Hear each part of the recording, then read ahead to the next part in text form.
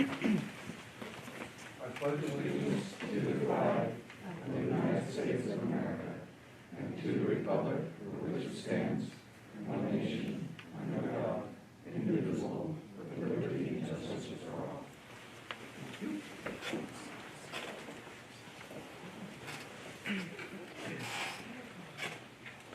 Item 3 on the agenda is approval of tonight's agenda.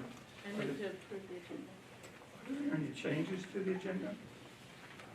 Okay, Now I move to approve the agenda. Second. it's been moved by Deb and seconded by Lori to approve the agenda. All in favor say aye. Aye. All opposed? Motion's carried. Next up is the consent agenda. Is there any discussion on the consent agenda prior to the vote? Is there a motion? I'll move to approve the consent agenda. Is there a second? Okay. Moved by Natalie, seconded by Chuck to approve the consent agenda. All in favor say aye. Aye. All opposed? Motion's carried. Next up, we have study session number 5.1, capital projects update with Patrick Gillespie. Thanks for having me here. So first of all, say thank you to Vicki, who just saved me a little bit. That I printed July 23rd, 2020 update. So if you'd like to hear about the slab that was just poured at Swiftwater now, or that we just framed up the second part of the new edition. So I don't think you want to hear about that. But what you probably do want to hear about is where we're currently at in Pioneer. Here, we're in this amazing building, which I thank you all for, passing that bond, or running the bond to build these buildings. And the contractor continues to work on the punch list items, just those little items that, are just left out that need to get closed up. Sod, as you probably noticed, came in today that the field is sodded and now looks like a play field, should be ready. We want to give it time to mature and should be ready for the first day of school this coming school year. Handrails for the pathway and ramp to the track should be done early May. Contractor is working on closing out the permits with the city, and PSD and Former are working on closing out the project as a whole. Swiftwater, the exterior finishes continue to be worked on and are getting closer to completion. Site work for hard surface play area, south parking lot, parent drop-off lane are all taking place. Interior finishes are being installed, carpet, tile, casework, light fixtures, paint, kitchen equipment, etc. Elevators going in. It's getting really exciting over there. I know you guys were there a little while ago, but it's even way more exciting right now than it was when you were there. So I can't wait to, actually it's only a few months away from that one being done. So I keep kind of forgetting how close we are in that one. It's getting very, very close. Artdale. Brick on the exterior is going up. Roof shingles were being put up. Window frames are going in. Interior framing is being completed in the admin section of the building. Sheet rock installation is occurring in classroom wing. Vinyl metal erection is taking place in the gym commons section. Main electrical line will be installed from 40th to the new school during spring break, as well as the new water service to the building. Evergreen exterior brick is well in process. Windows are being installed. Entry canopies, gym entry are being erected. Covered play roof deck system was just installed. The brick on that covered play, the wall there is going up. Saw that happening today. Mechanical, plumbing, electrical continue to take place inside, as well as sheetrock throughout some of the classroom wings. Others are getting paint right now, and casework. And then KPMS right now, we have design teams working hard to complete our documents to go out to bid. And just some general stuff. Decisions are being finalized to order furniture for our 3 schools that are going to be opening soon. Play toy designs are being finalized. It's pretty exciting for those involved in that. And discussions about moving this summer are taking place. So we have, if you think about what we're doing, we have to get a couple schools ready to move in the fall, and we have middle schools that we have to figure out how to get those moved and prep for projects that could be ready to go this summer. That's kind of the broad overview. There's so much more happening out there and things are happening really, really fast. So any questions about what's going on out there? Not so much about the construction, but about the school zone lights in front of the schools. I know we've talked about this before, but in Artdale, it's not operating. Does that have to do with the electrical that's not up? Or is there a reason why we don't have flashing yellow during school days? When I drove through the other day, they were working. So Okay. they should be working. They're part of the existing school. What I'll do is double check that and make sure that I go through that zone every morning and they slow me down. Okay. But clearly you've heard something different, so I'll check it. They will be transferred over to the new building, and one of them will get moved further up to the west of 40th when the new building is. They'll connect it into that building. That way, it's the right zone is then in place for the new building. Thank you. Sure.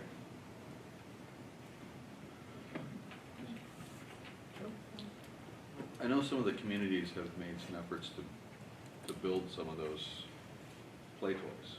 Mhm. In some of these, are we reusing some of those to try to respect what they've done? Yeah, so Artdale is the one where we're doing that. It was a relatively new toy. It was about Yeah. 2 years old. And it made sense from a cost perspective to do that. We looked at it with some of the older toys. Evergreen didn't really have, there were a lot of older ones. Those made no sense to me. There was one that was 10, 12 years old. But the cost of moving it was starting to get closer to the cost of what it just be to buy a new one, plus the damage it takes when you move one that gets older. So really, the only one that we're doing is Artdale, and it's new enough, and it does honor that group that donated those funds to put it in. Yeah, and to piggyback on that, 'cause I was just gonna ask, you said that there's teams put together to help with the play toy, not installation, but selection. Yeah. Who is involved in it? Are we using like the PTAs and BPOs, or PTAs, because they've really been a critical part in the past of trying to get those things at our schools? So I need to be a little careful to know exactly, kind of put it onto the principals. It's a little bit more of a personal thing to the school to allow them to pull together groups of people. So I believe that at Swiftwater, David was able to bring together some people who I'm not sure, Okay. kind of look at that and work on it. So I can't honestly answer it. I know Stephanie with this school did bring together a few people that she could, and we were kind of going through some difficult times of that with coronavirus. So I know she had some kids look at it and things of that nature. So I can't 100% tell you how David did it, but I think he pulled together some people to help with that process. Okay. And I'm less concerned about those two schools because they didn't have existing PTAs, but I'm glad to hear about Artdale. Yeah, and I'm sorry, the one that I'm kind of forgetting, Evergreen, I know for sure that group, there was Lisa Ray. I got involved with her because there's ECAP stuff out there. Her preschool teachers were very much involved in that. Hugh brought together a group of people to come up with that play toy out there, and they worked with the company that's helping us design those, and they had a very good, robust group of people, and there were a lot of opinions on those, and I think they're very excited where they landed. So they got a lot of input, chose them. All I did was look to make sure that we can maintain them long term, and if we could, Right. then they pretty much got what they wanted, and we're really excited about that. So. Are we using a standardized play toy company so that parts and all that are replaceable easily? Or? Yeah, I mean, we are using one company. We're using Allplay, at least that's where we've landed so far. Artdale will be further down the road. We're probably going to do something there, so I don't know where that'll land because we're not there yet. But when you really think about it, that sounds like it would work, that the parts would integrate, but the reality is each one is an individual toy that's a little different. And you still have to go to the manufacturer and buy them. So it can have like some things, like minor things on the shelf, but the reality is they're just custom to the schools, and honestly, I'm excited to have them different. My life would be easier if they were all exactly the same, but it's about the kids. It's really exciting to see the kids' faces, see those fun colors. I look forward to, we just got the final stuff from the county. They see this one without caution tape, and hopefully Monday when kids are back, they'll be playing on this play toy. So that ultimately is worth more than having it where they're all the same. I'm sure there's lots of efficiencies Yeah. building 4 schools kind of at the same time, and I'm focusing on the play toys just because parents sometimes get involved in that, so I just wanted to make sure. The other things I do have dialed in are more like your door hardware, Yeah. things like those things, those are. And parents are, No kids don't care much about those. No. Those I have dialed in Yeah. where they're saying pretty much all 4 schools. Okay. Question one, I just, again, am so pleased and in awe that we are building the 4 elementary schools with our bond so quickly, and then adding on 2 middle schools, and I know you mentioned it a little bit, but can you remind me of the timing of our middle schools again, because again, I'm in awe. Yeah, so we're working hard to get them out the door. We're working on a lot of things. We have some water stuff we're working on, permits with the county, all those things. So we're hoping in the next few weeks that we have one going out, and then a few weeks after that, another one. So we're still trying to make sure that when we say we're going out, that our date is successful, that we get the permits in time. So it's getting really close. I'd love to tell you that we're doing one next week, but I think it's really going to be a couple more weeks before we get the first one out. But once we get everything ready, I know our architects have all the stuff and it should be ready to go. But again, it's, there are a lot of complicated things in these projects, and water being one of them. We just need to get through a few things on that, and if everybody helps us and gets there where we're hoping they will, then we should be okay. Okay. So. And just feedback on the communication sides of it. I don't know if Green Gasway or Nina is still working on any of the communications, but I'm still hearing a lot of people that don't even know we're touching the middle schools. Okay. So I want to make sure that we're doing these 6 schools with this one bond, and that everybody knows that. So it's still an unknown out there, even though we've put it out. But. And then lastly, a cool thing, I went to the Gig Harbor baseball game last night, or the softball game, but I peeked over at the baseball game, and it was hilarious to see a whole row of like cars with their tailgate things up and out watching the baseball. So yay for the parking lot over there and the new seating that we have. I was right there. That 6-foot space, Yeah, it's perfect. It's, one of the things is the parking requirements the city has a lot of parking, and it's based on the size of the gym, and with the existing gym, it's just really, we need more parking. And it wasn't exactly what we wanted to do, but the amazing part about it was, I was down on the grass field the other day, and you just look up, and it's like you see this amazing new school. You see the turf field, you see kids out playing on it, you see track happening, you see parents watching them, you see people walking to the events, you see baseball going on. It was really, it was just one of those moments where I could take a moment and go, you know what, I'm really excited and proud about what our community has done, what this group has done, and it was really exciting to look at that. And if you haven't had time just to go down and stand on the grass field and look back up on it, I highly recommend it. But it couldn't have turned out better if we tried. Yeah, it was raining last We night, tried. so the baseball Really boys got to be, our families got to be undercover, so that was awesome. Just real quick on that topic, I have spent a fair amount of time over the years at the tennis and baseball and softball over there. And oddly, of all the things in this project right here, that parking lot to me ties the whole thing together in a way that just makes it look so, I'm just really proud of it. I mean, and so it's a nice place to be because it wasn't always that way.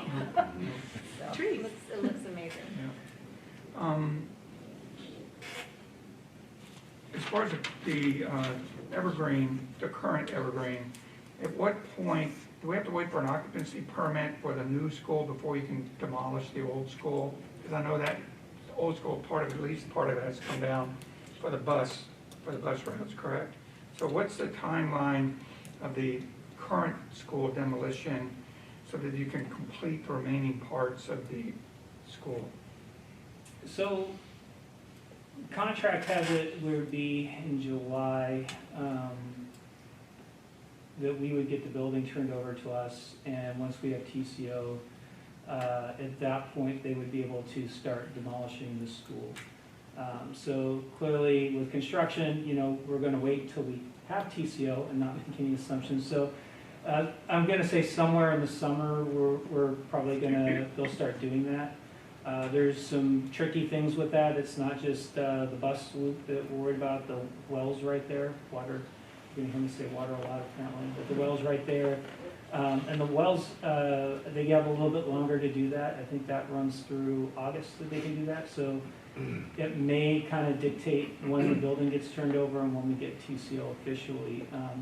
So it's kind of a little bit tricky to say it, but the answer is that until we have TCO and we can move into the new building, we are not going to allow them to demo the existing building. It's a little too risky. We feel pretty comfortable that it will be in their first day of the new school year, but you know, not a gamble I'm looking to take, right? I want to have a home for every kid next year. And then, once this goes down, the current gym will still be there.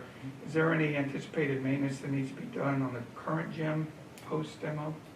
Yeah, so there's part of our contract, when we took the alternate to keep the gym, there are some things to it, and I don't remember every single part of it right off the top of my head, but it does get some paint, some cleanup. There's some, quite a few things that happen to that building to help spruce it up and bring it back to maybe not like a major modernization or anything, but at least make it look more presentable and bring it more into that campus feel with the existing school. So we're still working with the architect on how it's going to get painted and what those colors are going to be and how it ties into it. So knowing that it's a piece that's after the new building's done, we're talking about it, it's just kind of, we're working through today's issues, and it kind of keeps getting back on. But yeah, there's some things in there, I just can't remember every single one, but it's a little bit of cleanup.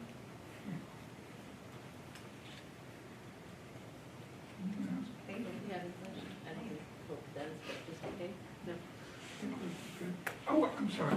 It's like, oh, okay. Yeah. Do you have any questions? No, I didn't. I don't have any. And then I'll just finish with a reminder, is I think we have something to do a walkthrough at the end of the month, or beginning of the month, and Artdale. Artdale. 27th. I think Artdale the 27th and Evergreen the 4th. Yeah. Sounds right. That's right, Vicki does an amazing job keeping me on track with that. But I'm excited to show you those. I think, Lori asked me a low cut, she did a drive-by, and I just couldn't resist. I showed her an interior picture, and it's like that picture doesn't even do it justice. And so I can't wait to show you that building and Artdale both. I think once we get to that point, they're great to see now, but I think that they're going to be even further along. We're just going to be, wow, this is, each one of them have their own personality. So even though you've seen this one, and you've seen Swiftwater, the Artdale and Evergreen have their own personalities, their own look, and I think that they each fit their own community, and so that's the part that I think is really great about them. They're not, everyone's a cookie cutter, they meet our budget, and they fit the communities they're in. That's wonderful. And I apologize, I didn't prep you for this. It's okay. And hopefully it's not a hard one. Over the summer, will we be able to work on some of the other schools as well, with no kids in the building? Are there projects over the summer on some of our schools? Yeah, so just because we're building 4 schools doesn't mean that the rest of the district is on hold. So we're working on finalizing what those projects are. We're looking at, I think potentially we're looking at some carpet in a couple buildings. We're looking, I think there's a roof that we're looking at. There's a couple other things on there too. But yeah, there's definitely things that are happening in that. Even over spring break, we have the list that's going.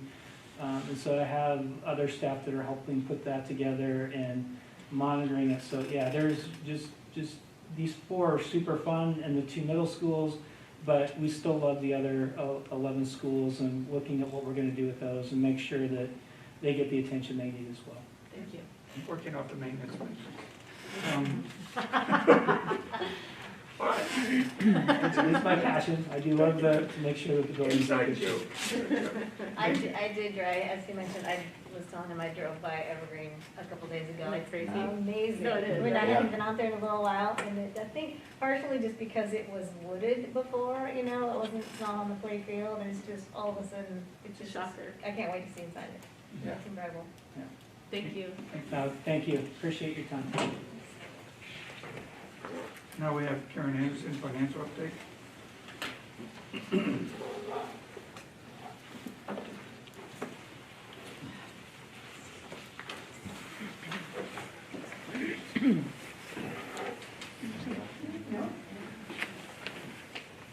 So I have a few slides, not a lot. I'm going to give you a financial update on where we're at this year, some of the challenges and issues that we've been facing. You can go to the next.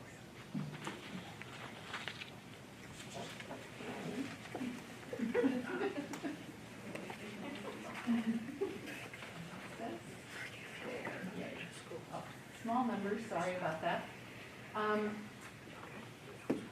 Back in, I think it was September, we had an enrollment update and we talked about the loss of enrollment compared to budget. This slide I've updated and I'm basically sharing where we're at in March of 2021 versus where we were at in March of 2020.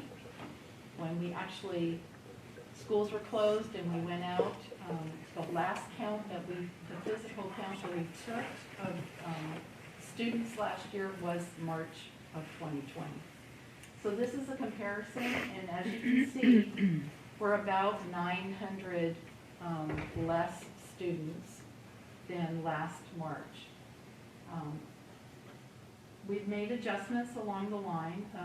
We're still healthy, but we have lost quite a few students. And most of those students, we believe, have gone to homeschooling, majority of them.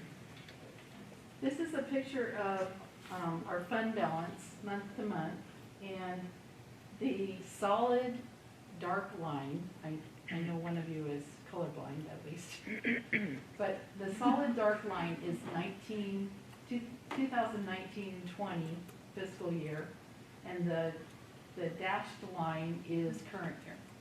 As you can see, they're pretty much in the same pattern.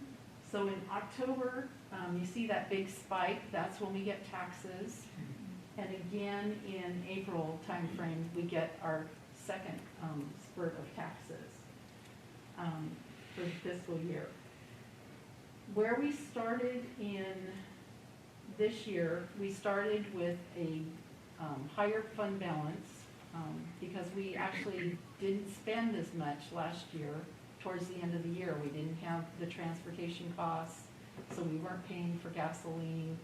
Our schools were pretty much shut down, so our utility costs were down. So there were a lot of things that, even though we were still paying people and we were still educating students remotely, we still had some savings in those ongoing day-to-day operation costs. So we ended the year at about $17 million. So that started our year this year. But as you can see, we're towards the end, we're anticipating that we're going to be down, and we're going to go back to about 13 million, which is what we started the year in 2019-20 at about 13 million. So we've made adjustments. We'll talk a little bit about some of the impacts for revenue and some of the things that have helped us. So not all of this is enrollment driven. Some of the things that have happened is that we are getting ESSER funding this year. Some of that we were able to apply to last year, a small amount. So of the first ESSER funding, the $628,000 that we got of ESSER 1 funding, about 500,000 of that was applied to last year. So we bought PPE and we bought supplies and and things that we needed to prep for the school year, and those were actually purchased during the summer months, and so we were able to claim that funding. So this ESSER funding is actually going to be spread out over the next, last year, this year, and next year, based on how we claim the dollars. So this is what we're eligible for, and as we spend it, we claim it, and then we get it. The estimate for ESSER 3 is about $2.8 million. That is available hopefully in July of this next year. We'll probably use some of that to support things that we're implementing for next year. Along with the ESSER funding, we also got some Pierce County CARES Act funding. So they got ESSER funding also, and so we were able to get about $655,000 for that. That's what we use to help us with devices and hotspots and to support remote learning for all students and staff. This year, our transportation funding, our original allocation was about $5.5 million. Because we didn't have the student counts or the ridership, our allocation was adjusted in January to about $2.9 million, almost $3 million. So we lost $2.5 million in that. Now, here's the tough part. We're still running buses, we're still paying for fuel, we're still driving the same number of miles, we just have fewer kids on our buses. So our costs, our operating costs are the same. And so that's the challenge that we have, and all districts are having if they're actually bringing kids into school, and we were. So this is one of the pieces that we're working with. We're waiting to see what the legislature is going to do about this. We were hopeful that they would they would help us and allow us to use the adjusted, the 2019-20 numbers. So we're still waiting to see what they're going to do about the transportation stabilization. They've actually moved that into the budget, and so we're still waiting to see what happens there. The belief right now is that we've got ESSER funding, so we can use ESSER funding to support the loss in this revenue. So it's becoming a shell game. So we've got $4.7 million more. We've lost some funding through enrollment and through our transportation funding. And so the belief right now with the legislature is that, well, you've got your ESSER funding, you can support that.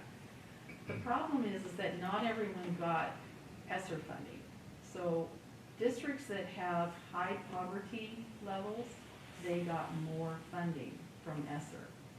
Districts that don't have a high poverty level, and we are one of those, we didn't get as much money. So one of the things that they're looking at, is they're trying to look at transportation funding stabilization and enrollment stabilization. And one of the things that they're talking about right now is they want to make sure that districts get a minimum of $1,500 per student funding to support the enrollment and the transportation losses. So if your ESSER funding, if you take your ESSER funding and you divide it by your total number of students, and you find out what you get, if you got more than $1,500 per student, you're not eligible for any state funding. If you got less than that, you could be eligible for state funding. So we are in hopes that they continue to think along this line, we would be eligible for some additional state funding. Can I ask a question about the previous slide? Sure. Can you go back? I think some others might as well. I'm hearing some folks in the community told me, oh, you're getting all that extra money from the federal government, and why do you need you know, pay your taxes and stuff like that. But the ESSER money, for those that may not know, is strictly limited on how we spend the ESSER funds. I mean, we can't use it to buy colored pencils and things like that. We're limited on how we use it. I'm just, There I know are the answer. restrictions. I know the answer, I'm just wondering. Yeah, there are Yes. restrictions on how we can use the funding, and there are restrictions, there's different restrictions for each ESSER. So on ESSER 1 and ESSER 2, you could use it for lost revenue. ESSER 3, you cannot use it for lost revenue. However, if you don't have enough money to, say, support transportation, you can charge your transportation expenses to ESSER because that helps with reopening schools and getting kids back into school. So there are ways that you can use the dollars, you just have to use them appropriately and not claim them as lost revenue, but rather that you're claiming the expenditures that relate to it. Yeah. And this, I was gonna ask a question about PC CARES Act, but do school districts, I know hospital districts could apply for PPP funding, or school districts eligible to apply for PPP funding? So we were actually very fortunate. We were able to work with the Department of Emergency Management in Pierce County and also with the Pierce County Health Department. And we were able to get pallets of PPE free of charge. So they used their CARES Act funding and emergency funding. They purchased the supplies, and then we basically claimed those supplies. So that was their way of supporting and using the money. So we received masks, we received sanitizer, thermometers, shields, whatever we asked for, we were able to get. And the same thing for testing materials. We were able to get antigen tests and Everly Wells tests. So we've been very fortunate that we've been able to work with them and get those things. PC CARES Act, that's sort of like the county's version of PPP, but is anyone they gave that to, is it forgivable, or they have to prove what they used it for, or they? I believe they're under the same rules as us. I believe that in order to claim the money, you have to show how you spent it. Okay, and last question, I know last summer we heard that OSPI was gonna be the one that we were worried about with transportation. Was it OSPI that changed the transportation allocation, or is it from the state? It's OSPI. It's Okay. through OSPI, yeah, Okay. yeah. Now, one of the things as we move forward, Okay. Oh, oh, sorry. did you have a Yeah, question just about more. okay, sorry. David actually clarified quite a few things, but I just wanted to make sure. So for those listening in, the ESSER funds are federal dollars that are coming into the districts due to the COVID Correct. pandemic. Okay. Correct. So, and there are restrictions to it, like you described, so Yes. thank you for clarifying that. Are we at risk, Karen, of losing future state funding or cutting future state funding because we received federal dollars or the PC CARES Act? You got No. this already, so we're gonna cut future? No, I don't think that we're in jeopardy of future funding. I think the challenge right now is that there's a savings because we've lost enrollment, so there is a savings at the state level. Okay. And the concern is that the savings that is there is really ongoing expense. And if the legislature is using the ESSER funding to support the ongoing expenses that we're incurring, Right. then the fear is that in the future, that money's not gonna be there. They're gonna use it for something else. Okay. And so that is the concern, is that's why we're fighting for the stabilization funding, because it's already in the budget. The transportation allocation was already in the budget. The fact that the riderships didn't happen, we're still incurring those expenses. So there's actually a savings right now at the state level, because they chose to pull back that funding. Okay. The fear is that if they use it for something else, it won't be there to Right. maintain and go forward. There's no harm. Gotcha. So, Because if enrollment goes back up and then we need those dollars Exactly. again, and they said Exactly. we've already got it Yeah. because Right. through federal ESSER. Okay, thank you. That was our concern last summer. Yeah. Anybody else have a question on this side? I'm assuming we're not the only ones in this boat, that other school districts are having similar. I think everyone has their own issues. There are some districts that they got a lot of ESSER funding.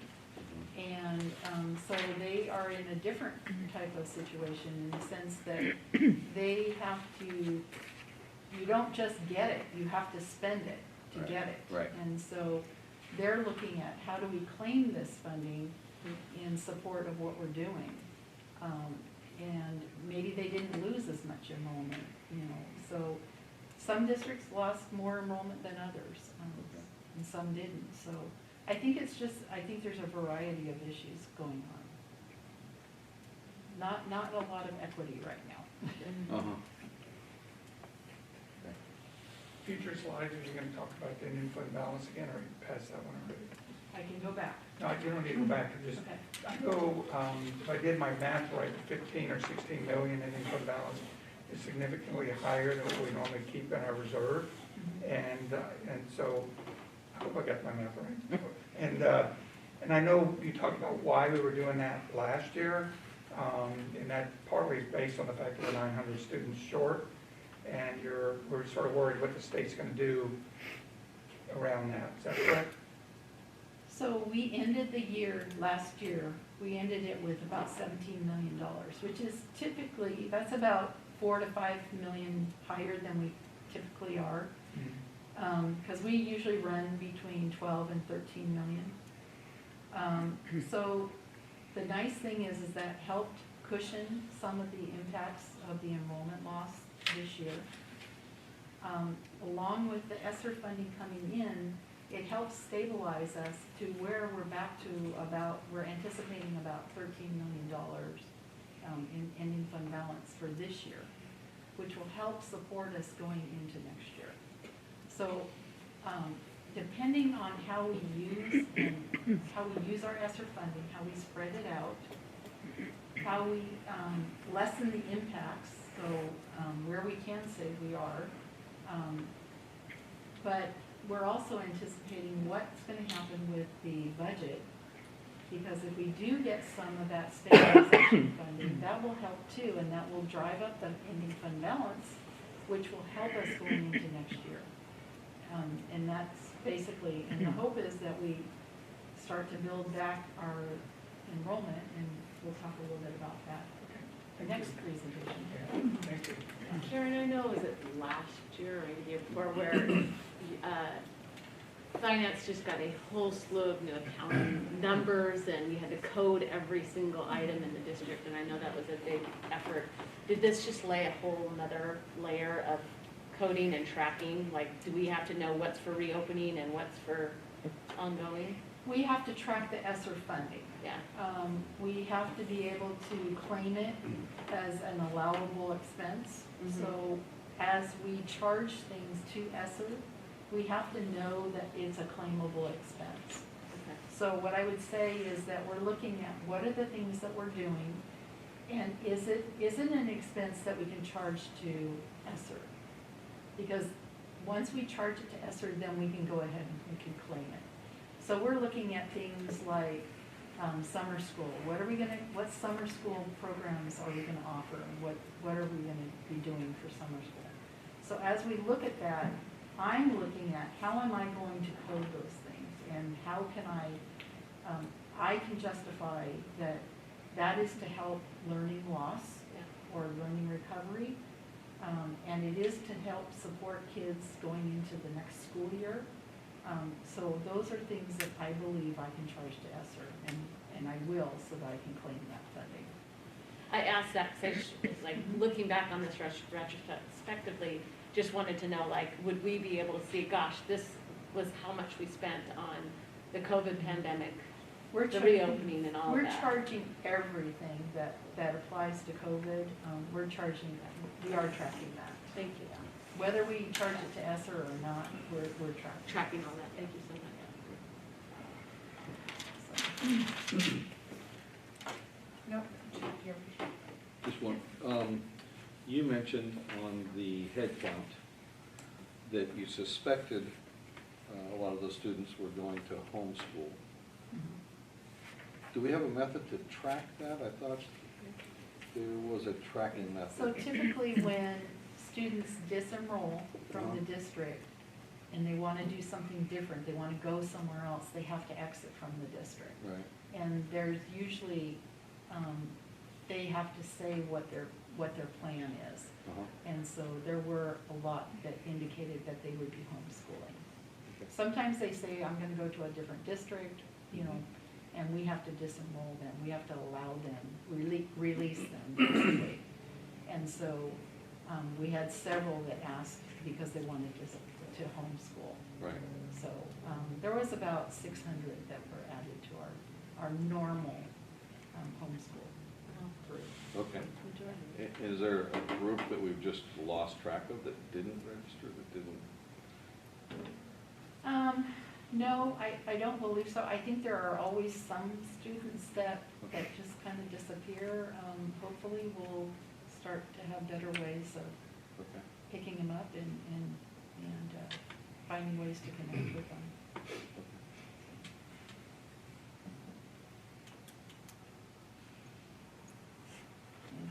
Anything? I think we're ready. Okay.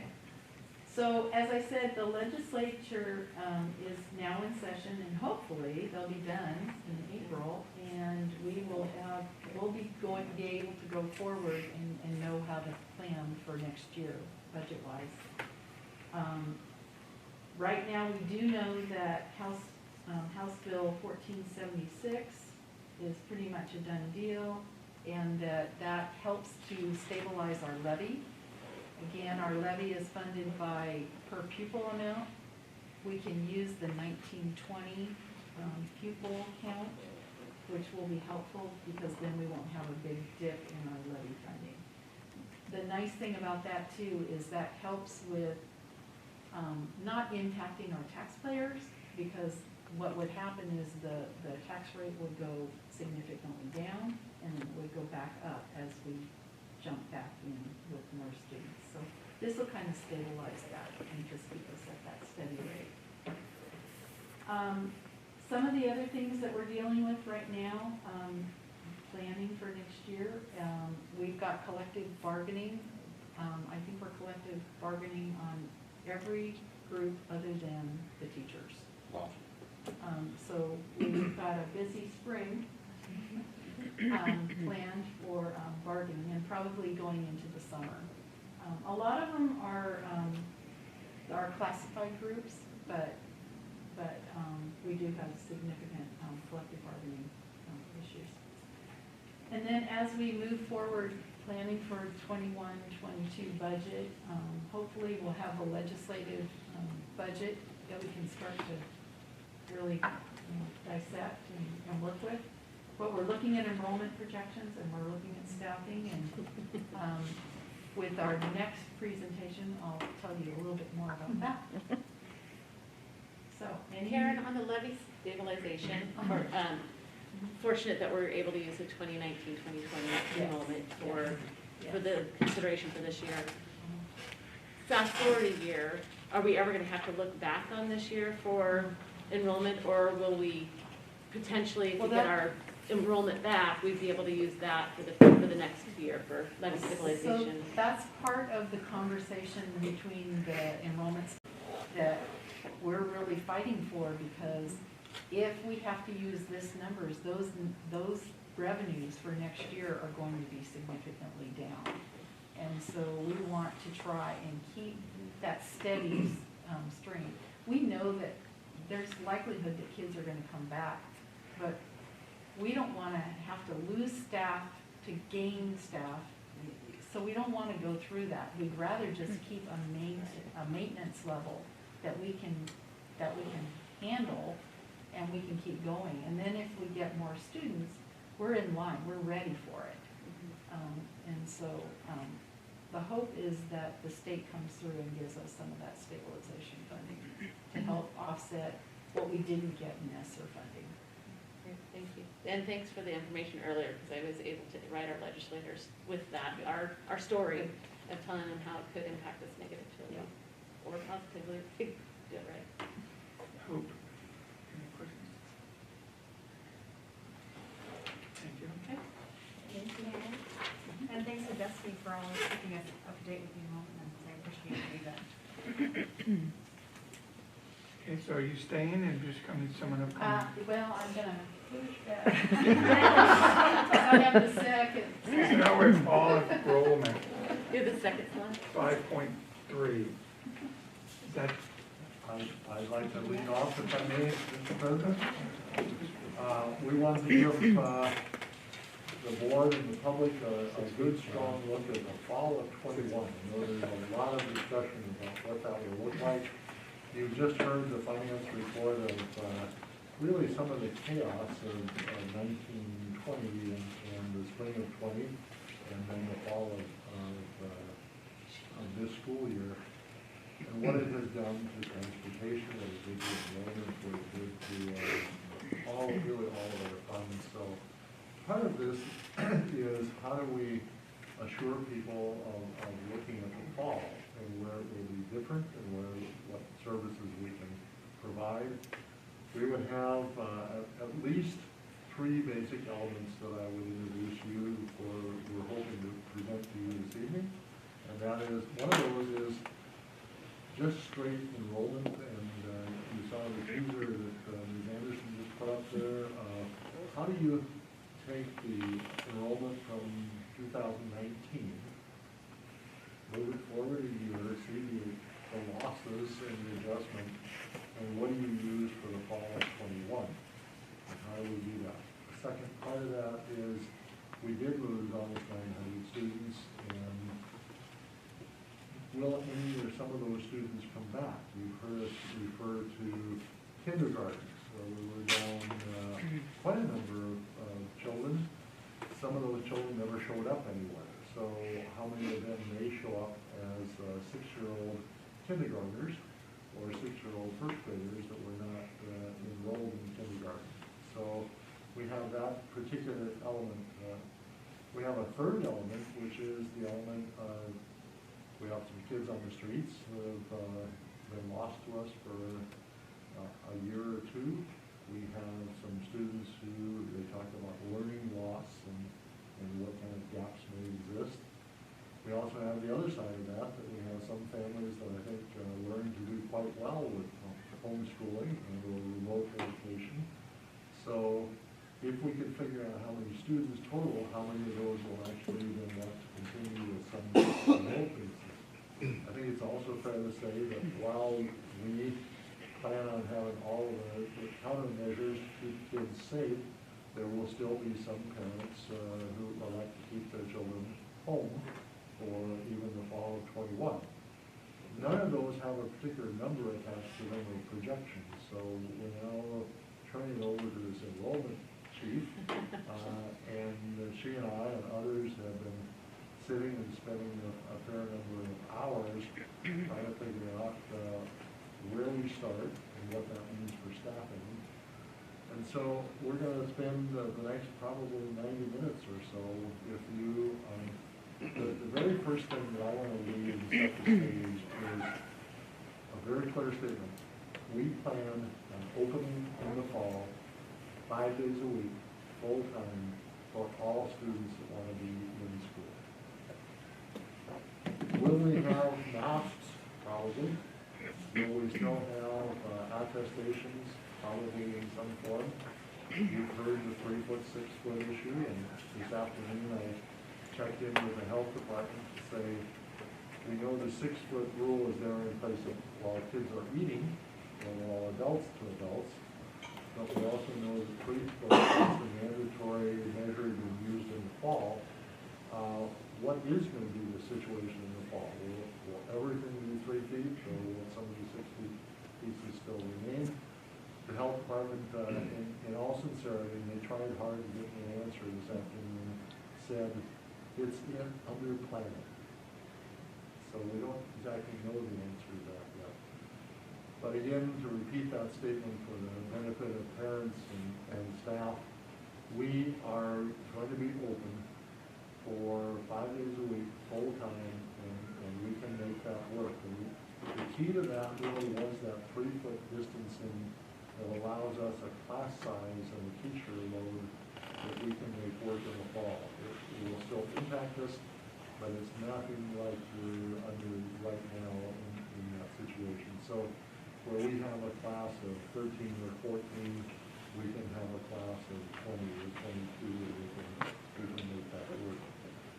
So that's the message we want to start with. Now that that's known, Karen Anderson and the business side of it, and then Caroline Wentholt and the HR side of it, take that next step of what assumptions are we going to make for number of students.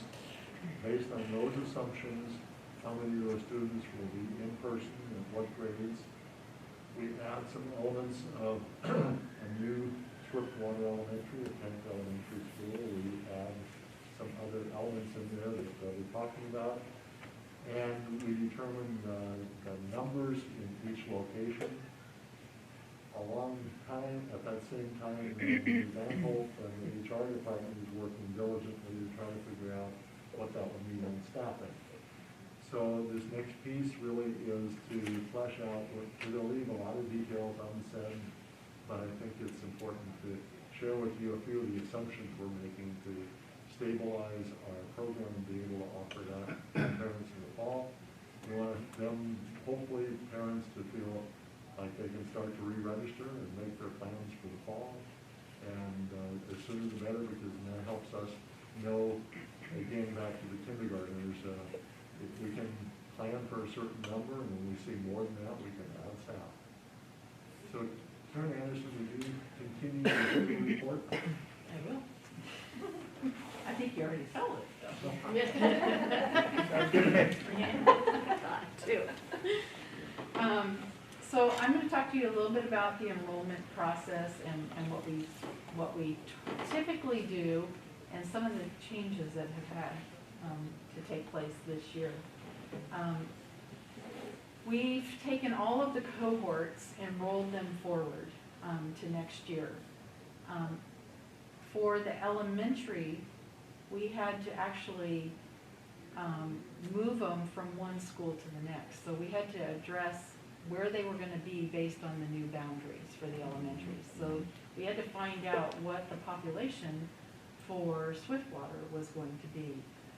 So rolling students from one grade level to the next isn't just the only thing that we did. We actually had to move those students from the grade level to the next grade level, but also what's the next school? Where's that going to be? So we've done that. We also have to make adjustments for things that are changing. So if the PACE program is moving from Mentor to Purdy, what does that look like?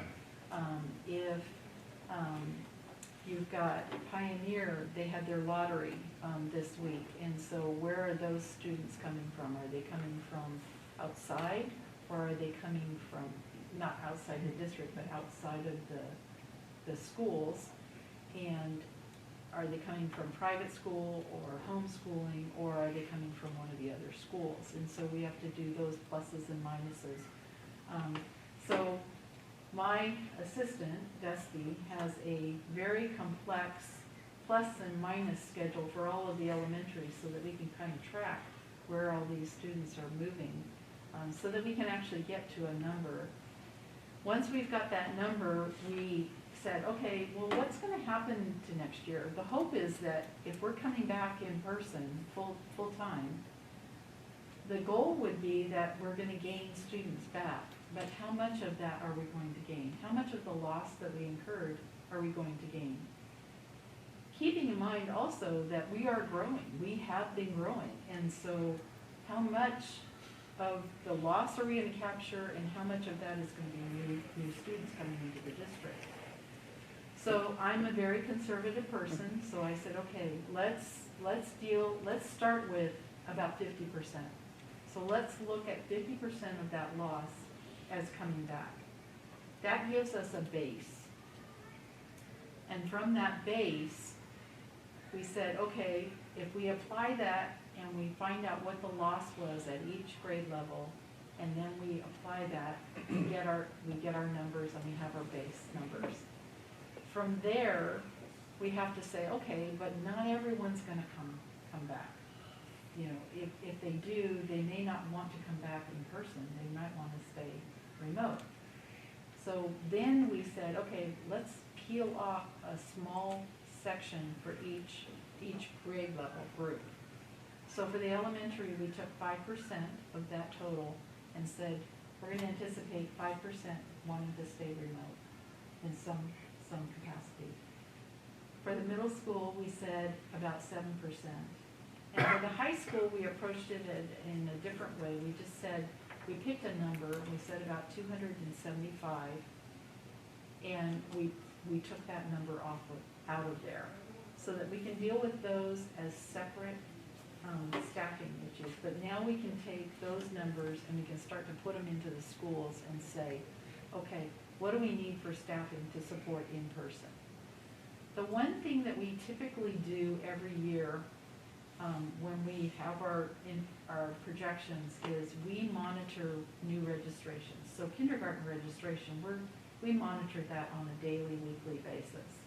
Because as soon as we hit a certain point, we have to add staff if we hit more than our projection. So we're gonna have to do that for every grade level this year. And the reason why is because anyone that exited the district before, you know, in the fall, they're gonna have to re-register with our district. And so they're gonna have to come back in and register at their school, their home school. So we're going to be monitoring that so that we'll know how much is existing and how much is added to that, so that as soon as we hit those caps, we can start to look at staffing. Do we need additional staffing? So that's where my cohort here comes into play, because as we're monitoring the enrollment registrations and such, we're communicating with HR, and she's going through her process. That's all that we. I'll just talk really loud so that the microphone can hear me. So I guess the first thing I'd like to say is I'm really excited because our preliminary projections are showing that we are not going to, and with everything that we have, we're not going to have to reduce our certificated staff. So that's really exciting that we're not going to, you know, we didn't know early on, obviously, and so I'm super excited about that. Part of it is, though, that they might not be all in the right place, right? With Swiftwater coming in, with all that movement that we have to do. So part of how we deal with the movement is by doing a staff intent in February. And part of the staff intent is to let us know, a staff intent survey in February that they let us know if they're retiring, resigning, and also we offer for transfer. So if they want to transfer to a different building and those kinds of things. This year with Swiftwater being new, obviously that was a place that you could really transfer to, and with the boundaries and everything else. So we have started that process with Swiftwater and the transfer of the teachers and the staff that want to move there. And then after that is done, then that'll change where everybody else is. And so it's a little bit of a shell game that we play this in the springtime. And as we need new staff, as the enrollment changes, then we actually go out and hire additional staff where we need it and stuff. It's not to say that in hard to fill positions that we will go out right now and post those positions that we know we don't have the staff to do it, to do those jobs, maybe for retirement reasons, so on and so forth. So this week, actually, they started the meet and greets, is what we call it, at Swiftwater, where David Brooks and his team are starting to look at those teachers that want to transfer into Swiftwater. So that process has started this week. So I'm hoping that after spring break, I'm gonna have kind of all that set, and then I'll set everything else kind of in motion, at least at the elementary level. So that's what I'm looking forward to there.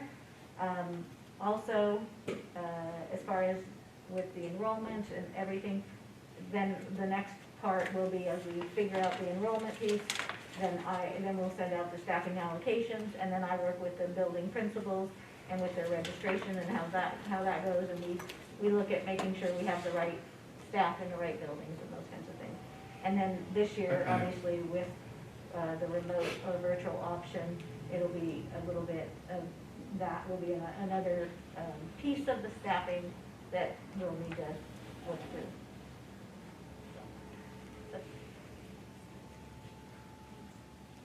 Any questions? Yes.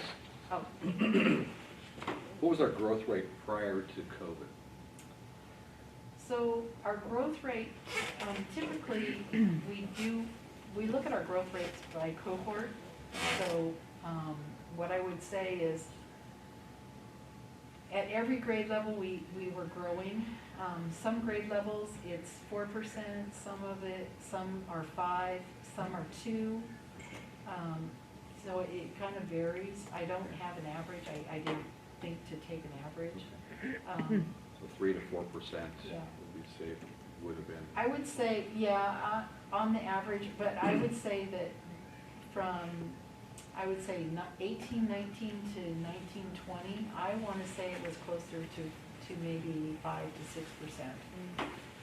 So we did have a big jump. That was our largest kindergarten class. Right. And we know that the birth rates 5 years ago were the largest number of birth rates. Right. So we anticipate that, this should be another large kinder class coming in. So we're being conservative, but again, we're gonna monitor the registration. Emphasize for a second what she just said and how that plays. We're looking at potentially the biggest kindergarten ever to enter and 100 students to regain from those that didn't come last year. So if that should happen, we would be, even in a conservative place, we will have a lot of kids.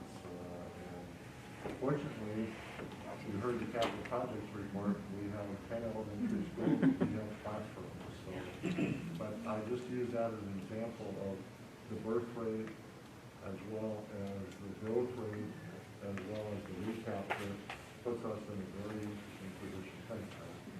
Yeah.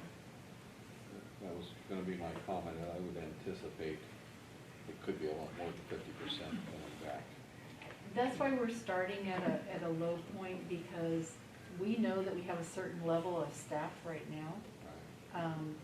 And we know that there's going to be some resignations, we know that there's going to be some retirements, and typically, through attrition, we're able to just maintain. Yeah. But we anticipate that we're probably going to be needing to go out and ask and recruit more staff. But by doing what you're doing in terms of having conservative numbers, you're approaching it so that you don't have to cut staff if the numbers don't come. Right. And that you would just grow staff, which is a Right. better situation to be in for everyone. So that's a Yeah, good we don't approach. want to get caught unaware, but at the same time, we know that we have a certain level of staff right now. Yeah, We want to make sure that they have jobs. right, And exactly. so then we can grow as, we can Exactly. build. One thing, are we doing anything with communications to our community about students needing to re-register if they left our school? Because it's a significant number, so we need to make sure. We will. Okay, fantastic. And then you said you did the staff intent in February. Will we be getting a report on that in terms of retirements and? Any retirements that we have, we put on the HR report on a monthly basis. So the ones that we did get, obviously we didn't get everybody's Right. yet. I mean, not everybody tells us, or they haven't made up their mind, they haven't So done the those were reflected DRS. on the last months that you got? in Yeah, you February? would have seen them on Perfect. last month, and if we've got any more since then every month you'll see it on the HR report. And then once we send out contracts, that's usually when we get kind of the last ones. Okay. It it's gonna be funny looking at enrollment at every school. You're gonna have to really focus on total because, you know, every year we look at, oh, Artdale's down a little bit, Evergreen's up a little bit. And now you're gonna spread out 8 schools to 10. Yeah. It's gonna be Yeah. 10.5 or 2.5 additions. Well, and Pioneer is growing, so they're pulling more, so, yeah. So you're gonna have that, yeah. Yeah, Dusty, It's been fun. awesome, thank you. I had a question about the lottery for Pioneer. You were talking about private school and homeschool, and who's eligible to enter the lottery? If the students aren't already in the Peninsula School District, but they're being homeschooled or in private school, can they still enroll in the lottery? Okay, I believe so. just checking. Yeah. Okay. Thank you. One clarification on that, residents of the school district, Yeah. regardless of whether they're in a private school, if they're in the private school and residents of somewhere else, then Right. They have to be residents. Residents, Yeah. but, yeah, residents. yes. We were taxpayers. With the 3-foot spacing, are we able to accommodate an average classroom size? Or are we still, let's say everybody comes back, but we have to do the 3-foot spacing, say for an elementary classroom. Are we able to get our average 5th grade class in one room? Or are we gonna have to spread out again in 2 rooms and 2 teachers? I think, so, We're gonna talk. That's a great segue. yeah. There we go. Those guys. Just teed that one up for us. Absolutely. We'll do a shift and hold that question. Okay. Passing the baton. Any other enrollment staffing questions? Thank you. Thank you. So we're going to be playing musical chairs here for the next half hour. And we're going to try not to touch the table so that we don't have to wipe it down each time.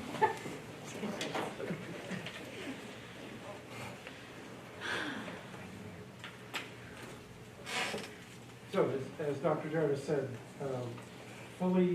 for every student that wants to come back, we want to be, no matter the grade, we want to be full 5 days a week, full days of going to school.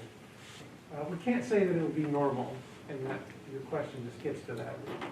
There are going to be things that we're going to have to adjust for. We'll make those things happen so that we can still have everyone back in for those full days. The 3-foot distancing is something we'll have to look at, and I've started to go into rooms and work on that, but we're going to need to do that kind of more officially and go into a lot of rooms. We believe that most regular-sized rooms will be able to hold the number of students that we would want to put in them. We have a lot of odd-sized rooms that won't, and so that's going to cause some adjustments, but we have some more work to do there. The other big ones are going to be the other restrictions, which is 6 feet of distancing when eating. And currently this year, we're doing the eating in our classrooms. So that will create some complications, especially at the elementary school level, on how to make that work. We still have to have adults 6 feet away from other adults and from students. So we have to adjust and plan for that as well. So we have time now, between now and September, for each school to go through and make the plans necessary. Some of those things will be common across the district. Some of them are going to be, like I said, unique to an odd-sized room or something like that. So I think that's... Yeah, Tanya, you can go ahead and go to the next slide. And John already mentioned a few of these. The implications and what we need to plan for is similar to what we've done this year, and we've worked with principals on, is we're going to plan for multiple scenarios, knowing that we may need 1 or 2 of them, but we're going to have to plan for multiple scenarios. But right now, we know what we know, and that's what the guidance says: is students 3 feet apart, adults 6 feet from students, 6 feet apart for students when they're unmasked, when they're eating. And then the one that's not on here is that, and I think I got the term correct, the excessive exhalation activities such as choir, band, and PE. Really, this comes down to how do we do it, how do we make it happen. And as John said, we've started meeting with principals on that. We had a meeting with them Tuesday and put it on their plate and said, we know you got a lot going on right now. I think I said it last time, but it's like a chess match. We've got to be thinking 2 or 3 moves ahead. And so let's start thinking about what lunches look like. Let's start thinking about what band rooms or choir rooms look like, or where we hold those classes. And our administrators have been very creative in how they've used their space to bring students back this year. And they'll continue to be creative, and we'll continue to come alongside them in that process. The lunch plans, the excessive exhalation, keeping up the countermeasures. We talked about it before at your previous board meeting. Without much time, how do we more or less double or take another third of the student population and get them in the morning? And so with some time to plan for that, we'll be able to do it. We'll be able to do it well because we'll have a little bit of time to work on that. We know that our association is interested in that, and we'll have them come alongside with us on some of those things. But as John said, we've kind of looked at a few rooms thus far and just kind of taken an unofficial measure and kind of gone, yeah, this should be able to work, knowing that we need to meet the distancing requirements as they are now. But in most instances, we were looking at those saying, you know, our class size is probably smaller by contract than we have. In other words, we're going to have room to meet the class size and a little bit more. So we should be okay. Some of the work we've done this year in terms of clearing perimeters and defining teacher footprint will help us in that process as well. Dan, are we going to keep our kind of COVID gurus at each school in place? We believe that we're going to have COVID coordinators in place probably for a while to monitor all those protocols and you know, when we do get a positive COVID case, to have the appropriate response and the appropriate communication as well as the contact tracing. I imagine we'll enter this summer with so much more knowledge and getting prepared for the fall than we did last summer. So I look forward to that in a smooth fall. And a big part of that, Karen and Caroline dealt with before, you know, when we staffed buildings and then we pulled people for remote, that was quite disruptive. So if we're able to get in front of that and be proactive about it, then people will feel much better. It'll be much less disruptive. And we know that's a long time in COVID times between now and September that we may get additional guidance. We usually do, so we'll be ready and take it on when we get it. We have just the 2 slides about in-person learning. Any other questions about in-person learning? Then we're going to hand it off to Aaron and others to talk about responsive programming. And while they're coming forward, I want to give a couple of comments. One of which is, there is talk, of course, about whether phase 3 will hold on April 12th and phase 2 will come into being. That does not affect what we're talking about. So just to be really clear, we are able to plan the fall as we're talking about. The conditions in the fall will be no more stringent than they are now. They will be less in a number of ways. So we, in fact, can continue the phase 2, barring some major conflagration in COVID, and with the current vaccination level, we believe that is not in the works at all. So I guess I just want to put to rest for a second that while the phase 2 versus phase 3 may be real next week, it will not change what we're talking about. Now, it would affect something. The board is allowed to gather in person under phase 2, but with only 25% of the room capacity, not 50% of the room capacity. Given tonight's attendance, that would not be an issue because it's less than 25% now. One of the things that I know I'm looking at is Krishna Dawson, and we have promised the community graduation. That one could be affected in terms of the size of the audience and the people that can attend in a facility of 100,000 square feet and more. But I just will say for the 3rd or 4th time, the planning for the fall will not change as a result of the phase 2 if that becomes reality.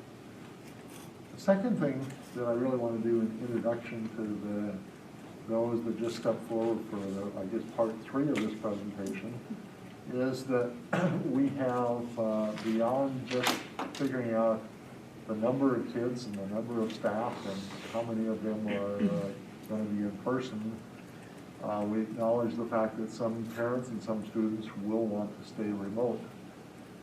This year, presently, at this very moment, a student family who stayed remote is still being in a dual platform in their home school. So every one of the elementary schools has their students. Now, we've had to do some adjustment because the numbers didn't work out very smoothly, but by and large, every of the 17 schools or 16 now is carrying a dual platform. That will change in the fall. Rather than have every school try to deliver the dual platform of in-person, we're saying to the principals and to the community, the brick and mortar school and the kids who are attending, that's going to be our focus on the fall as far as that building. Meanwhile, as a school system, we have to determine how do we serve remote virtual students, but not do it school by school. So if this is going to be potentially a long-term service of the district, that we may be doing this for years and years, if in fact a substantial number of those 5% that Karen talked about were families that really like homeschooling and would continue. Eventually, I would say we can face some leveling off of those who are not vaccinated but are fearful of the pandemic.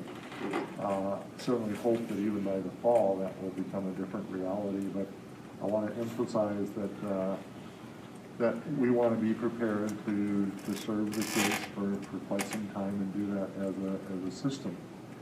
In addition to the virtual and looking at how would we do that, we also have issues that I referred to earlier, and that would be students who are on the street. They literally dropped away from the system. The remote, virtual did not work for them at all. Thinking particularly of some of our adolescent kids. And we know they're out there, and you'll hear some reference to that. So what do we do as a system? We do just what we normally do, quote unquote, or something different. Again, the reference to learning loss and what's there. We have a particular issue that would be Henderson Bay has really served us well. And this year, we've even used the facility differently so that we could open Pioneer on time.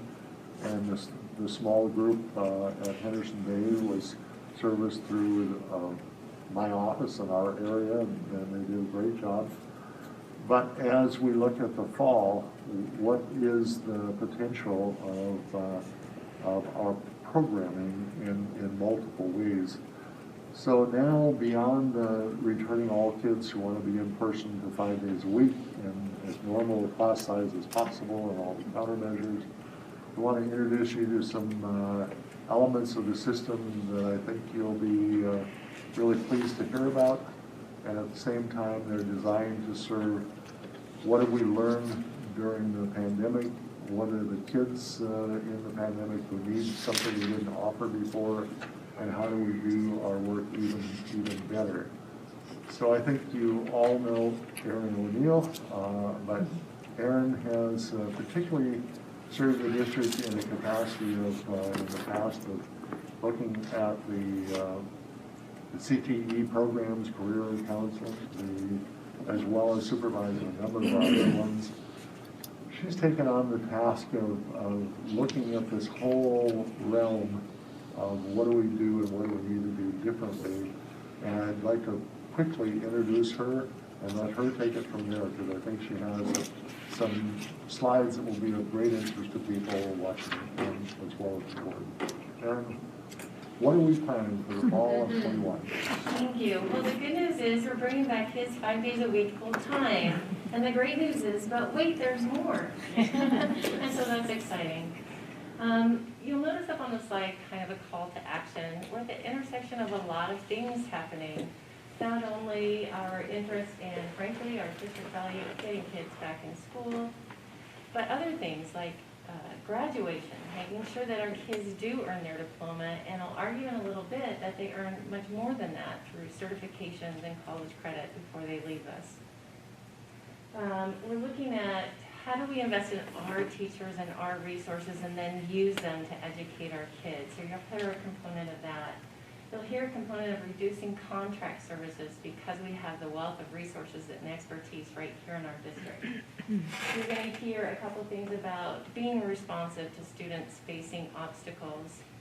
We'll talk about that here in just a minute, a little bit more. And then outreach to our students, not waiting necessarily for them to come to us and access programs. So let's go find them and then figure out how we can serve them. And so we have a couple models of programming that we're going to call the academies at Henderson Bay. And we'll walk through each one. And one of those components will be that remote or that virtual component that Dr. Jarvis shared with you. Next slide, Tanya. Thank you. So the big ideas or the big umbrellas are these different academies that serve students in different ways. And one of the characteristics of a student I want to focus on are the students who may have dropped out or may have left our district. When we think about how valuable a high school diploma is and increasing a student's potential wage, for example, and when we understand the value of certifications or college credit that get them on a path to a higher sustainable wage, that's one piece. We've got to get them back in school though and address them there. We have two systemic responses right now to students who drop out of our district. One is Henderson Bay, a way to bring them back. We care about them deeply and we figure out how to get them to the next step. That's Henderson Bay High School. And the second one started just this year. It's pretty exciting to share with you too, is the Open Doors or Re-engagement Program through Tacoma Community College called Fresh Start, a partnership between Peninsula School District and TCC. The great thing about that is they serve students who have dropped out of school, the program allows them to get their high school diploma and then also up to and including their associate's degree. Our first quarter this year, we had 1 student participate. The second quarter, about 11 more joined, and now the third quarter, which they have opened up for, we are maxed out at 20 students. So really that's kind of close to new students. So these programs that you're going to hear about tonight are other ways that we can be responsive. And not only the students who we need to re-engage, but other opportunities that really meet the kids' needs no matter where they're at. We'll go to the next slide. Okay, this is what I just said. We need bold new programs to help serve the unique characteristics of our students. We need to let no child be left unknown in their uniqueness and undistinguished. And so you're going to hear a variety of ways we plan to do that. Erin, can I make one clarification on your comment about Henderson Bay as a re-engagement, a potential for students that had dropped out? There are also a lot of other students at Henderson Bay that necessarily didn't drop out of our system, but just chose to go to Henderson Bay as a high school, correct? Oh, of course. Okay, Yes, I just wanted to yes. make sure that was. There's so many things, you know, a smaller community, more personalized learning. Yep. Of course. Thank you for that. Yeah, clarification. thank you. So one of the academies that we're proposing be at Henderson Bay is called the Bay Academy. And this is probably a structure or framework that you're most familiar with. A structured day. One of the changes between what they've done in the past and what we plan to be going forward is a fewer number of classes at a time. And it would be on a quarter system where a student could earn a half a credit every 9 weeks or a quarter and take fewer classes at a time. The idea or the research behind that is success breeds success. So early wins will encourage the students to complete more wins going on. It's also a way to be responsive. If something happens in one of our students' lives that maybe gets them behind a little bit, they can recover more quickly in the classes. Another critical component that you'll see in the Bay Academy, as well as the other academies you're going to see, is what I like to call, probably a better name for it, but Tier 1 counseling. Somebody who knows the student well, is on their side, is encouraging them, is helping them with their high school and beyond plan and their plans, of course, after high school. Also helping them set up their schedule. Like, you did really well in this. Maybe you should take this next, for example. The other idea behind it is it matches to other programming that's available to students. What I'd invite us to think about is none of these programs need to be in isolation. It can be, in other words, I can just attend the Bay Academy, but there are also other opportunities that allow for fluidity or for students to access across different things. So one of those, for example, is West Sound Tech. They have several career and technical programs that allow the students to get industry certification, college credit, and career-connected learning. we're doing that too, in our district. Just like the skilled trades pre-apprenticeship, just like the teacher academy, our new program that you heard about a couple of weeks ago, the Navy JROTC program, all of those allow students, these allow all students to access those as well.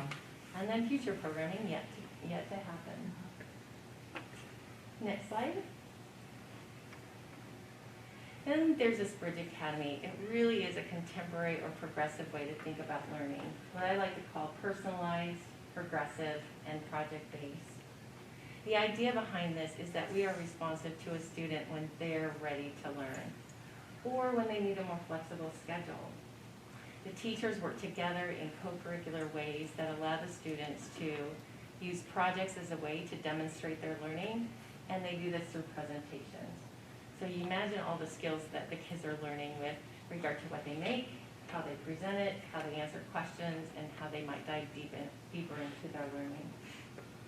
A really unique component of this is that it would be year-round, 4 days a week. That's a really important component, because as a student, I might decide on Thursday, April 7th, if I've been away from school for a while, that I want to re-engage, I want to get my diploma, and I want to graduate high school. And right now, the more traditional or structured settings, it's really hard to do that. And so what we're suggesting with the Bridge Academy is when a student walks in the door and they're ready to get their diploma, we get them started on Thursday, April 7th. If we tell them they have to wait till the next quarter or the next semester or the next fall, we could lose them. And so this is a way to be really responsive. You might ask, the model's not up here, but we're suggesting that it be a 3-day weekend. And the reason we say that, Friday, Saturday, Sunday, usually lower attendance happens on Monday, and what we don't want to happen is the new Monday to turn into Tuesday. And so that's probably a way that we can be, again, most responsive to kids when they're ready to learn. So 4 days a week and year-round. Again, what you see up here is an advocate or an advisor that does that Tier 1 counseling that they know really well on your side and on your case, because we want you to graduate too, and so we're going to help you with that goal setting. We're going to help you with doing the next steps in your learning. We're going to help you stay engaged. Teachers are working together, not in isolation in their classroom. Like I said earlier, all of the projects are co-curricular, and then the students present. So any project can have a component, say of English, one of social studies, one of graphic design that helps them demonstrate their learning. Next slide. And you know it's near and dear to my heart, right? About 57% of our students say they're going to go to college. Sorry, 70% of our students say they're going to go to college. About 57% walk in the door. And about 50% earn a 2- or 4-year degree in 6 years following high school. As you might imagine, it's so important for us to figure out ways to get our kids the skills to be sustainable living wage earners. And so what kinds of things, thinking a high school diploma for many of our students aren't enough, what kind of ways can we allow them to earn certifications or college credit to get them on that college path?